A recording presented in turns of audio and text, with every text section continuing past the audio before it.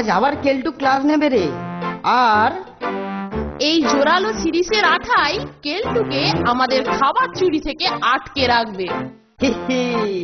ও টুল ছেড়ে উঠতেই পারবে না।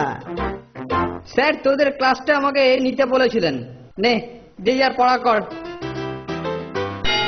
ব্যাস এবারে টিফিনের সময় হয়েছে, চলো চলো সব বাইরে যাও বাইরে যাও। এইবার দেখবো কোথায় কি সুখাদ্য লুকায়িত রয়েছে, পেলে টিফিনটা যা জমবে না। আমি যে টুলের সঙ্গে সেটে গেছি। ওফ, কেউ আমাকে এই অবস্থায় দেখে ফেলার আগেই স্যারের ঘর থেকে আঠা তোলার জিনিস খানিকটা নিয়ে আসি।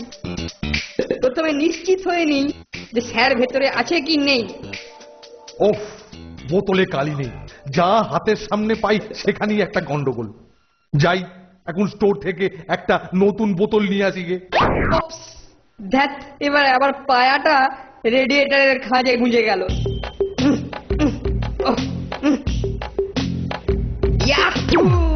যাক, এক বোতলে আবার বেশ কিছুদিন চলে যাবে। হ্যাঁ, বেশ ভর্তি কালি আছে বোতলটাতে। এই কেলটু, এই কেলটু, শিগগিরি শিগগিরি এদিকে আয়, এদিকে আয়, এদিকে আয়। মরেছে, এই যে সুপারিনটেন্ডেন্ট স্যার, আমি আর এখানে নেই বাবা। সুপারিনটেন্ডেন্ট স্যার ধরার আগেই আমাকে এই হতচ্ছাড়া টুলটাকে ঝেড়ে ফেলতে হবে।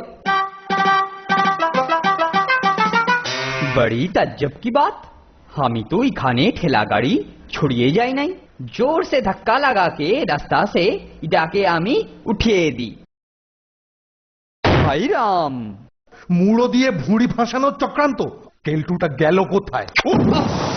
মরকট আমাকে মশিলিপ্ত করে আবার উদরে মস্তকের আঘাত দিয়ে আহত করার চেষ্টা। দেখ কেমন লাগে। না স্যার, না স্যার। কেলটুর পাছায় টুলের পায়া যেন হুলের মতো উঁচিয়ে আছে রে মাইরি।